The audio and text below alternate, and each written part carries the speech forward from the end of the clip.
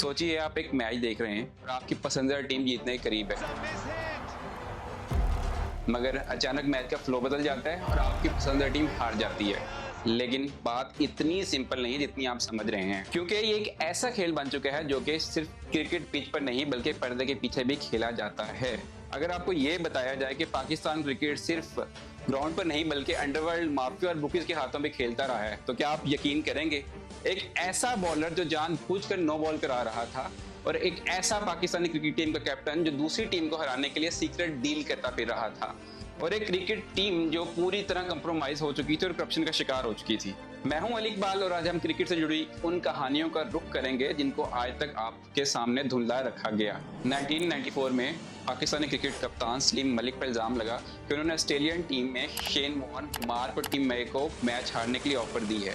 ये पहला हिस्ट्री का डॉक्यूमेंटेड केस है जिसमें एक कैप्टन पर इतना सीरियस इल्जाम लगता है। ऑस्ट्रेलियन प्लेयर्स ने फौरन आईसीसी को रिपोर्ट दी और शेन वॉर्न ने एक इंटरव्यू में बताया कि सलीम मलिक ने उनको मैच हारने के लिए $2 लाख की ऑफर की थी। वॉर्न के मुताबिक सलीम मलिक ने उनसे कहा कि हम ये मैच नहीं हार सकते, तुम नहीं समझते कि अगर हम ये मैच हार गए तो हमारी आवाम यानी पब्लिक हमारे घरों को आग लगा देगी, हमारे खानदान के घरों को आग लगा देगी। Our houses will get burnt down.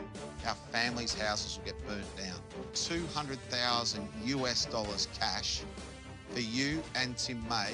So we go and tell so Mark Taylor, Bob Simpson. इस ऑफर को रिजेक्ट करते हुए शेन वॉर्न ने फौरन सलीम मलिक से कहा, भाड़ में जाओ, हम ये मैच तुम्हें हरा कर दिखाएंगे। इन्वेस्टिगेशन के बाद सलीम मलिक पर पूरा लाइफ टाइम बैन लग गया और ये पहला केस था जिसने पाकिस्तान की क्रेडिबिलिटी को बुरी तरह नुकसान पहुंचाया। देखिए, अगर एक कैप्टन जो टीम का लीडर होता है अगर वही करप्ट हो जाए तो टीम का फ्यूचर क्या होगा? एक जज जो क्रिकेट की दुनिया को हिला कर रख देता है। 90s के आखिर में और 2000 के स्टार्ट में पाकिस्तान क्रिकेट एक ऐसे स्कैंडल में उलझ गया जो सिर्फ एक कंट्रोवर्सी नहीं बल्कि तारीखी मोड़ था। ये कहानी है मलिक मोहम्मद कयूम की, जिन्होंने पाकिस्तान क्रिकेट का सबसे बड़ा मैच फिक्सिंग इंक्वायरी किया और दुनिया को दिखाया कि क्रिकेट सिर्फ एक गेम नहीं बल्कि पैसों का खेल भी बन चुका है।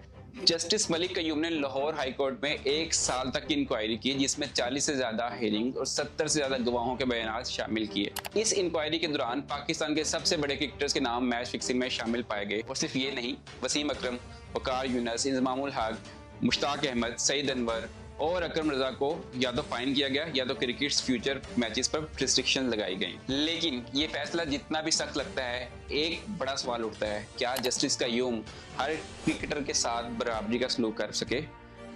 कुछ सालों बाद जस्टिस कयूम ने खुद माना कि उनका सॉफ्ट करना वसीम अकरम के लिए था। इसका मतलब ये है कि वसीम अकरम को जो सजा मिलनी चाहिए थी वो शायद उतनी सख्त नहीं मिली। ये रिपोर्ट सिर्फ एक स्कैंडल नहीं थी बल्कि एक आई ओपनर थे क्रिकेट करप्शन के खिलाफ। इसके बाद पीसीबी ने करप्शन पर स्ट्रिक्ट पॉलिसीज बनाई, लेकिन ये भी कुछ अरसे तक के लिए मुफीद साबित हुई। फिर आता है पाकिस्तान क्रिकेट का सबसे बड़ा धोखा, 2010 का स्पॉट फिक्सिंग स्कैंडल। ये कहानी है पाकिस्तान क्रिकेट की एक ऐसी बदनामी की जो सिर्फ एक क्रिकेट मैच फिक्सिंग स्कैंडल नहीं बल्कि पूरे खेल की इंटेग्रिटी पर क्वेश्चन मार्क था, जिसमें टीम से कुछ सितारे सिर्फ पैसे की लालच में अपने नाम और मुल्क की इज्जत को दांव पर लगा देते हैं। ये 2010 का साल था। इंग्लैंड और पाकिस्तान की क्रिकेट टीम लॉर्ड्स में चौथे टेस्ट मैच में आमने सामने थी। मैच चल रहा था लेकिन पर्दे के पीछे कुछ और ही चल रहा था। 3 नो बॉल्स जो सिर्फ एक गलती लग रही थी असल में एक बैटिंग सिंडिकेट का हिस्सा थी, और ये साजिश सामने लाने के लिए यूके का एक मशहूर लेकिन बदनाम अखबार न्यूज ऑफ द वर्ल्ड, जिसे नौ भी कहा जाता है, जो खुद भी इलीगली फोन हैकिंग करने की वजह से बैंड हो गया था, एक स्टिंग ऑपरेशन में उन्होंने क्रिकेट एजेंट मजहर मजीद को सीक्रेटली रिकॉर्ड किया जब वो कह रहा था, हमारे पास एक रिजल्ट ऑलरेडी प्लान है और अगले 3 हफ्तों में पाकिस्तान मैच हारेगा। मजहर मजीद को सीक्रेटली रिकॉर्ड करने के बाद सब कुछ सामने आ गया। उन्होंने $1.5 लाख लिए सिर्फ 3 नो बॉल्स को फिक्स करवाने के लिए। ये सिर्फ एक शुरुआत थी क्योंकि मजीद का कहना था कि कई पाकिस्तानी प्लेयर्स उनकी जेब में हैं। कोर्ट ने जब सबूत देखे तो सलमान बट, मोहम्मद आसिफ को करप्ट पेमेंट रिसीव करने और मैच फिक्सिंग का हिस्सा बनने के मुजरिम करार दिया गया। मोहम्मद आमिर ने खुद अपनी गलती तस्लीम कर ली और माफी मांगी। 2011 में बीबीसी को इंटरव्यू देते हुए आमिर ने कहा, क्रिकेट मेरी जिंदगी है, मैंने इसके लिए तालीम छोड़ दी, मैं कभी उम्मीद नहीं हारूंगा और मजबूती से कमबैक भी करूंगा। लेकिन सवाल ये है कि जो छोटा सा लालच आमिर को गिराने का सबब बना, क्या वो पूरे क्रिकेट सिस्टम की बुराइयां नहीं दिखाता? पाकिस्तान में लोगों का रिएक्शन बहुत सख्त था। एक ऐसे मुल्क में जहाँ क्रिकेट एक जज्बा है, वहाँ ये स्कैंडल सिर्फ एक फिक्सिंग का मामला मामला नहीं था बल्कि एक कौमी शिकस्त था। मुल्तान में लोगों ने सलमान बट और मोहम्मद आसिफ की तस्वीरें तक जला दी और काफी लोगों ने कहा इन प्लेयर्स को दोबारा कभी पाकिस्तान टीम में जगह ना दी जाए। फॉर्मर पाकिस्तान कैप्टन राशिद लतीफ ने कहा इन लोगों को ये सजा मिलनी ही चाहिए थी, ये उनका मुकद्दर था। जब तीनों को जेल भेजा गया तो पाकिस्तान क्रिकेट बोर्ड ने इस दिन को sad day for Pakistan cricket करार दिया। लेकिन कुछ लोगों का कहना यह भी था कि इसमें सिर्फ प्लेयर्स नहीं बल्कि पीसी भी जिम्मेदार है जो करप्शन को रोक नहीं सका। मोहम्मद आमिर की यूथ एक होप बनी। 2015 में आईसीसी ने उनके 5 साल बैन को अली लिफ्ट कर दिया और पीसीबी ने उन्हें डोमेस्टिक क्रिकेट खेलने की इजाजत दे दी। बीबीसी को इंटरव्यू देते हुए 2015 में आमिर ने कहा ये मेरी नई जिंदगी है, अब आप एक बेहतर इंसान और बेहतर क्रिकेटर देखेंगे। अगर कल का सितारा सिर्फ पैसों की लालच में गिर सकता है तो आज का कोई और टैलेंट भी करप्ट हो सकता है।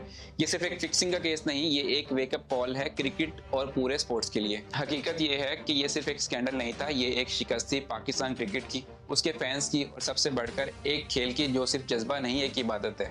आज जो स्कैंडल्स हमने डिस्कस किए हैं ये सिर्फ पाकिस्तान तक महदूद नहीं है, दुनिया भर में ऐसे केसेस सामने आते हैं। लेकिन क्या हम कुछ सीख भी रहे हैं? क्या आपको लगता है कि इस पोटेंशियल के साथ पाकिस्तान क्रिकेट कभी अपनी खोई हुई शान वापस पा सकेगा? आपके कमेंट्स का इंतजार रहेगा और हाँ, लाइक शेयर और सब्सक्राइब करना ना भूलिएगा।